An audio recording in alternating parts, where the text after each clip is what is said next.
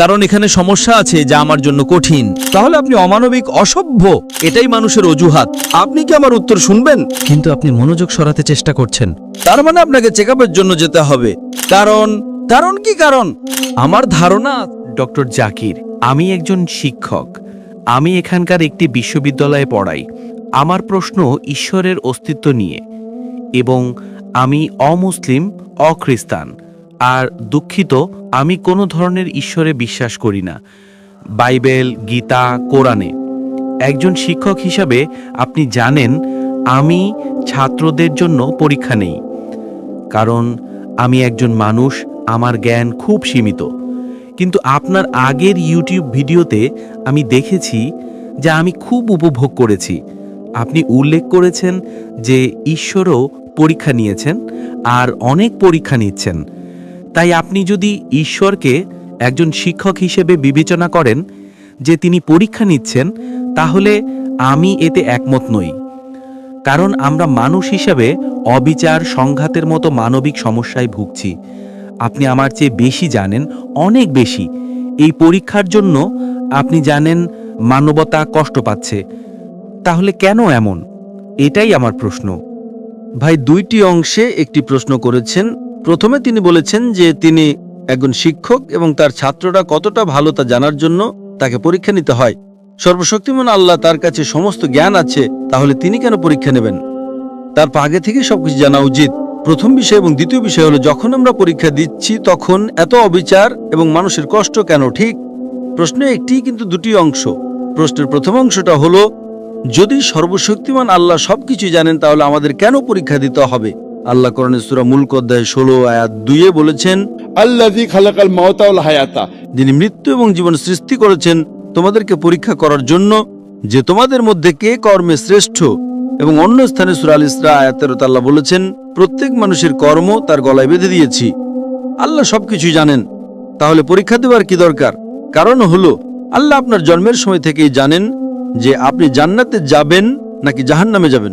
তিনি জানেন অমুক ভালো, অমুক খারাপ, অমুক মাঝারি। কিন্তু ভাবুন, যদি সর্বশক্তিমান আল্লাহ আপনাকে এই পৃথিবীতে জীবনযাপন না করিয়েই সরাসরি জাহান্নামে বা জান্নাতে পাঠিয়ে দেন। যাদের তিনি জান্নাতে পাঠাবেন তারা আপত্তি করবে না, কিন্তু যাদের তিনি জাহান্নামে পাঠাবেন তারা আপত্তি করবেন যে আপনি আমাকে জাহান্নামে কেন পাঠালেন। কল্পনা করেন, আপনি একজন শিক্ষক এবং আপনি 1 বছর ধরে ক্লাসে পড়িয়েছেন। পরীক্ষার আগেই আপনি বিচার করতে পারেন, এই ছাত্রটি ভালো নয়, সে ফেল করবে, এই ছাত্রটি প্রথম শ্রেণীতে প্রথম হবে। ঠিক, কিন্তু আমার ভয় হচ্ছে যে আপনি সর্বশক্তিমান ঈশ্বর। আমাকে শেষ করতে দেন। আচ্ছা, একজন মানুষ শিক্ষক পরীক্ষার আগে বিচার করতে পারেন এই ছাত্রটি ফেল করবে। কেন? কারণ এই ছাত্রটি পড়াশোনায় মনোযোগী নয়, সে পড়াশোনা করে না। শিক্ষক পরীক্ষার আগে ভবিষ্যদ্বাণী করতে পারেন এই ছাত্রটি প্রথম শ্রেণীতে প্রথম হবে, এই ছাত্রটি দ্বিতীয় শ্রেণীতে, আর এই ছাত্রটি ফেল করবে। আচ্ছা, যদি শিক্ষক বলে, ঠিক আছে, এখন আমরা পরীক্ষা নেব না, আমি এই ছাত্রকে প্রথম শ্রেণী, ওকে দ্বিতীয় শ্রেণী, আর ওকে ফেল দিচ্ছি, অবশ্যই ছাত্র আপত্তি করবে। ছাত্র বলবে, আমি তো পরীক্ষা দিইনি। শিক্ষক ভুল করতে পারেন, কিন্তু সর্বশক্তিমান আল্লাহ ভুল করতে পারেন না। কিন্তু যখন সর্বশক্তিমান আল্লাহ আপনাকে পরীক্ষা না করিয়ে সরাসরি জান্নাতে বা কিছু লোককে জাহান্নামে পাঠিয়ে দেন, তখন স্বাভাবিকভাবেই আমরা আপত্তি করব। এমনকি আমি আপত্তি করব, যদি তিনি আমাকে জাহান্নামে পাঠান, আপনি আমাকে জাহান্নামে কেন পাঠালেন? এটা মানুষের প্রতিফলন, এটা সর্বশক্তিমান ঈশ্বরের জ্ঞান নয়। ঠিক, সর্বশক্তিমান আল্লাহ মানুষকে প্রমাণও করতে চান। তিনি চান না যে মানুষ মনে করুক ঈশ্বর অবিচারী। এ কারণেই কোরআন বলে, বিচার দিবসে কেউ আল্লাহর বিচার নিয়ে আপত্তি করবে না। কারণ কোরআন বলে, আপনার অঙ্গ প্রত্যঙ্গ আপনার বিরুদ্ধে সাক্ষ্য দেবে, আপনার চোখ, আপনার হাত আপনার বিরুদ্ধে সাক্ষ্য দেবে। সুতরাং যদি আপনি পরীক্ষা দেন, তাহলে আপনি খুব ভালো করেই জানেন যে আপনি ভালো করেননি। তাই যদি আপনি ভালো না করেন এবং শিক্ষক আপনাকে ফেল করিয়ে দেন, আপনি বলতে পারবেন না শিক্ষক অবিচারী। ঠিক তেমনি সর্বশক্তিমান আল্লাহর কাছে ইলমে গায়েব বা ভবিষ্যতের জ্ঞান আছে, কিন্তু তিনি পরীক্ষা হতে দেন যাতে কোনো মানুষ আপত্তি করতে না পারে। কল্পনা করেন, যদি কেউ আপনাকে পরীক্ষা না দিয়ে ফেল করিয়ে দেয়, আপনি কি আপত্তি করবেন না? এই কারণেই আপনি জানেন আমার আল্লাহর বিশ্বাস করতে খুব কষ্ট হয়। কারণ ভাই, আমি আপনাকে একটা সহজ প্রশ্ন করছি, আপনি একজন মানুষ। অবশেষে আমি আপনাকে জিজ্ঞেস করছি, যদি আপনার শিক্ষক আপনাকে ডিগ্রি পরীক্ষা না দিয়ে ফেল করে দিতেন, আপনি কি আপত্তি করতেন না? অবশ্যই, কারণ আমি একজন মানুষ। ঠিক এ কারণেই, যাতে আপনি আপত্তি না করেন, আপনাকে পরীক্ষা দিতে হবে। এটাই আপনার প্রথম প্রশ্নের উত্তর।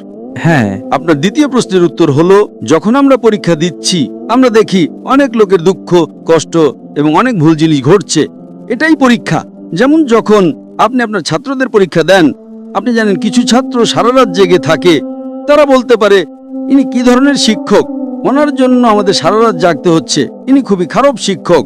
এটা একটা পরীক্ষা, এবং পরীক্ষা যত কঠিন হবে পুরস্কারও তত বেশি। দ্বিতীয় শ্রেণীতে পড়া খুব সহজ, দশম শ্রেণীটাও সহজ, কিন্তু যখন মেডিকেল পরীক্ষার জন্য পড়েন, আমি আমার মেডিকেল পড়াশোনা শেষ করেছি, আমাদের দিনে 18 ঘন্টারও বেশি পড়াশোনা করতে হতো। এটা অনেক কঠিন। আমি বলতে পারি না, ঠিক আছে, ইনি কি ধরনের শিক্ষক, কি কঠিন পরীক্ষা। তখন আমার জীবন অসহ্য হয়ে গিয়েছিল। এটা একটা পরীক্ষা। আমি যদি পুরস্কার চাই, আমাকে এই পরীক্ষা দিতেই হবে। এই জীবন ভাই পরকালের জন্য একটা পরীক্ষা, আর আমরা পরীক্ষা দিচ্ছি। এবং এই জীবন কিভাবে কাটাতে হবে তার নিয়ম কানুন কোরআনে দেওয়া আছে। এই কোরআন আমাদের শিক্ষা বই। প্রত্যেক পরীক্ষার জন্য আপনার একটা পাঠ্য বই থাকে। সিলেবাস ছাড়া আপনি পরীক্ষায় বসবেন কিভাবে? ঠিক না ভুল? হ্যাঁ, একদম। এই কোরআন হলো নিয়ম কানুন, যা আমরা এই পৃথিবীতে দিচ্ছি সেই পরীক্ষার জন্য। যদি আপনি নিয়ম কানুন মেনে চলেন তাহলে পরীক্ষায় উত্তীর্ণ হবেন, যদি না মানেন তাহলে ফেল করবেন। যারা সত্যি এই বইটা জানে তাদের জন্য এটা কোনো দুঃখের বিষয় নয়। আমার জন্য জীবন একটা পরীক্ষা, আর আপনার, কারণ আপনি সিলেবাস জানেন না, এ কারণে এটা আপনার জন্য দুঃখের।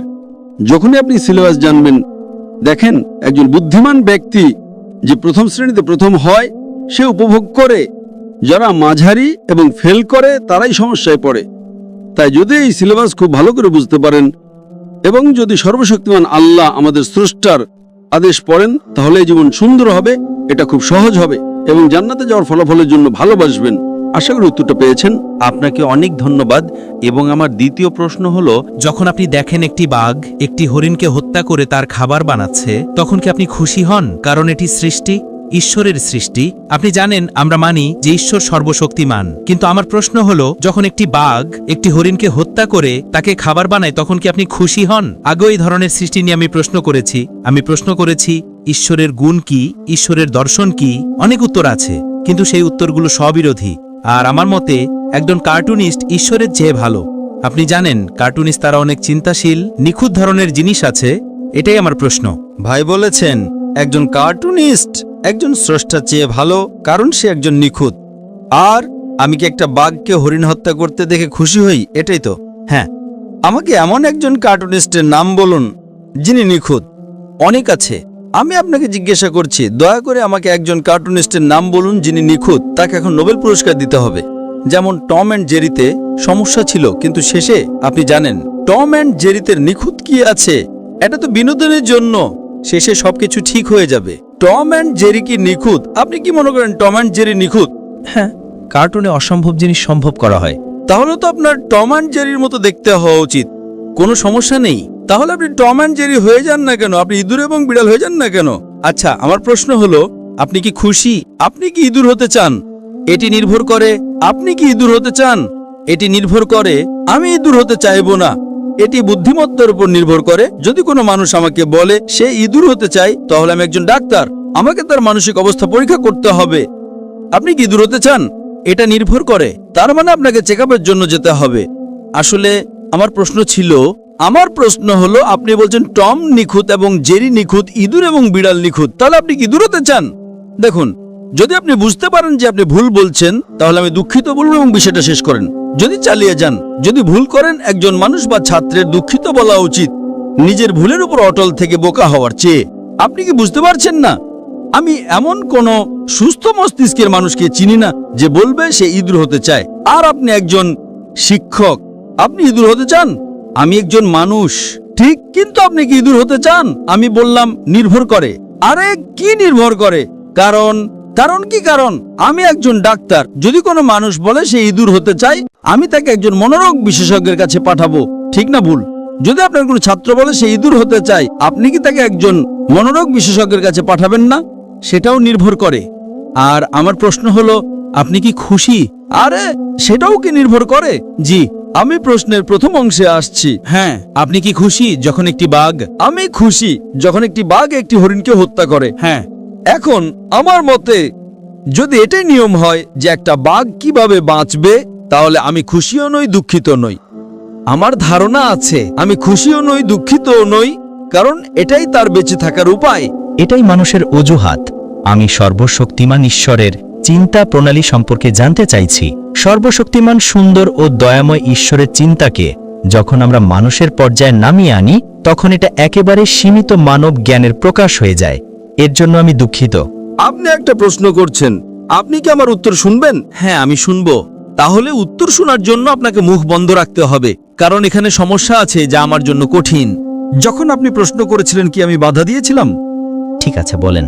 আপনি একজন শিক্ষক, তাই আপনি মনে করেন সবাই শিক্ষার্থী। আপনি কি মনে করেন আমি আপনার শিক্ষার্থী? আমি বোঝানোর চেষ্টা আপনি করছি। প্রশ্ন করেছেন, আপনি কি উত্তরের জন্য অপেক্ষা করবেন না? অবশ্যই, এর জন্য দুঃখিত। যদি আপনি নিয়ম না মানেন তাহলে আপনি অমানবিক, অসভ্য। এটা আপনার কথা। আমি সর্বশক্তিমানের ব্যাপারে খুবই চিন্তিত, কিন্তু প্রশ্ন করার সময় কি আপনি উত্তরের জন্য অপেক্ষা করবেন? কল্পনা করেন যদি কোনো ছাত্র বারবার বাধা দেয় এবং আপনাকে উত্তর দিতে না দেয়, আপনি তাকে কি বলবেন? আপনি তাকে ক্লাসরুম থেকে বেরিয়ে যেতে বলবেন, ঠিক? ঠিক। আপনি প্রশ্ন করেছেন, আমি খুব শান্তভাবে শুনেছি, কিন্তু আপনি মনোযোগ সরাতে চেষ্টা করছেন, কারণ আমি জানি আপনি খুবই চালাক। মুখ বন্ধ রাখুন, নয়তো আমাদের অন্য কাউকে সুযোগ দিতে হবে। আমি খুব দয়ালু ছিলাম। আপনার দুটো বাক্যে প্রশ্ন করার কথা, আমি আপনাকে অনুমতি দিয়েছি, আমি উত্তর দিচ্ছি, আপনি বাধা দিচ্ছেন। বাধা দিয়ে কি আপনি মনে করেন আপনি একজন শিক্ষক আর আমি আপনার শিক্ষার্থী? আপনি প্রশ্ন করেছেন, আমাকে উত্তর শেষ করতে দিন। আমি উত্তর শেষ করার পরে যদি আপনি কিছু বলতে চান, আমি আপনাকে সুযোগ দেব। ধন্যবাদ। জানেন আপনি সবার সময় নষ্ট করছেন। প্রথম প্রশ্নকারী এসে 40 মিনিট সময় নিয়েছিলেন, এখন আপনি আরো 40 মিনিট নিতে চান। সুতরাং প্লিজ আপনি কি মুখ বন্ধ রাখবেন? তাহলে আমি বলবো। আমাকে দয়া করে বলতে হবে না। এটা ডেমোক্রেটিক নয়। এটা ডেমোক্রেসি নয়, এটা নিয়ম কানুন। আপনার ডেমোক্রেসি আপনি আপনার বাড়িতে করতে পারেন, এটা বাড়ি নয়। এটা প্রশ্নোত্তর পর্ব। প্রশ্নোত্তর পর্ব শুরু করার আগে আমি আপনাকে নিয়ম কানুন বলেছিলাম। এখন আপনি নিয়ম কানুন ভাঙতে চান। আপনি কিভাবে শিক্ষিত? যদি আপনি শিক্ষিত না হন আর যদি আপনি সভ্য না হন, তাহলে অন্যদের থেকে আপনি কি আশা করেন? এটা আপনার দৃষ্টিভঙ্গি, আমি দুঃখিত। আপনি কি মুখ বন্ধ রাখবেন? নয়তো আপনি যদি আবার মুখ খোলেন, অন্য কাউকে প্রশ্ন করতে বলবো। ঠিক আছে, বলেন। আমি মনে করি আপনি ইংরেজি বোঝেন না। আপনি ইঁদুর হতে চান, আমি কি করতে পারি? আপনি বলছেন কার্টুনিস্ট নিখুঁত এবং নিখুঁত কার্টুনিস্ট টম অ্যান্ড জেরি, তার মানে আপনি ইঁদুর হতে চান। আপনি বলছেন এটা ঈশ্বর আর আমরা মানুষ, কিভাবে বুঝবো? আমি মানুষের সাথে কথা বলছি, তাই আমাকে মানুষের যুক্তি নিয়েই কথা বলতে হবে। আমি ইঁদুরের যুক্তি বা বাঘের যুক্তি নিয়েও কথা বলতে পারি না। আপনি বললেন আপনি আমাদের মানুষের সাথে কথা বলছেন। অবশ্যই আমি মানুষের সাথে কথা বলছি। তা যদি আপনি আমাকে প্রশ্ন করেন যে আমি কি খুশি যখন আমি একটা বাঘকে হরিণ হত্যা করতে দেখি, আমি খুশিও নই দুঃখিত নই। আমি কেন খুশি হব এবং আমি কেন দুঃখিত হব? এটাই সৃষ্টির নিয়ম। যখন আমি শ্বাস নিচ্ছি, আমি লক্ষ লক্ষ জীবাণুকে হত্যা করছি। আমি কি খুশি? আমি খুশিও নই দুঃখিতও নই। জীবন এমনই। আপনি যদি খুশি না হন তাহলে শ্বাস নেওয়া বন্ধ করুন। হ্যাঁ, আমার প্রশ্ন হলো, যদি আপনি দুঃখিত হন কারণ একটি সিংহ একটি হরিণকে হত্যা করে, আমি একজন ডাক্তার হিসেবে বলছি আপনি লক্ষ লক্ষ জীবাণুকে হত্যা করছেন, আপনার শ্বাস নেওয়া বন্ধ করা উচিত। আমি দুঃখিত। এটাই জীবন। আমি একজন ডাক্তার। আপনি লক্ষ লক্ষ জীবাণুকে হত্যা না করে কয়েক মিনিটের জন্য বাঁচতে পারবেন না। এভাবে সর্বশক্তিমান আল্লাহ বিভিন্ন সৃষ্টি করেছেন। কিন্তু যদি আপনি সৃষ্টির নিয়ম ভাঙেন, যদি আমি আনন্দের জন্য, শিকারের জন্য অপ্রয়োজনীয় একটি হরিণকে হত্যা করি, তাহলে আমি খারাপ হব। শিকারের জন্য, আনন্দের জন্য আমি আমার আনন্দের জন্য একটা পিঁপড়া হত্যা করতে পারি না। ঠিক আছে, আমি নবী মুহাম্মদ সাল্লাল্লাহু আলাইহি ওয়াসাল্লামের মতে একটি চড়ুইও হত্যা করতে পারি না। কিন্তু সিংহ তার বেঁচে থাকার জন্য যদি সে একটা হরিণকে হত্যা করে, সে নিয়ম মানছে, কোনো সমস্যা নেই। কিন্তু আমি আমার আনন্দের জন্য, আমার শিকারের প্র্যাকটিসের জন্য, আমার শুটিং এর প্র্যাকটিসের জন্য একটি বাঘকে হত্যা করি, এটা সম্পূর্ণ ভুল, এটা মানবতার বিরুদ্ধে। কিন্তু আমি জীবাণু হত্যা করছি কারণ এভাবেই আমি বেঁচে থাকি। এভাবেই সর্বশক্তিমান আল্লাহ তৈরি করেছেন। তিনি লক্ষ লক্ষ জীবন্ত প্রাণী তৈরি করেছেন, কোটি কোটি। প্রত্যেকের নিজস্ব নিয়ম আছে।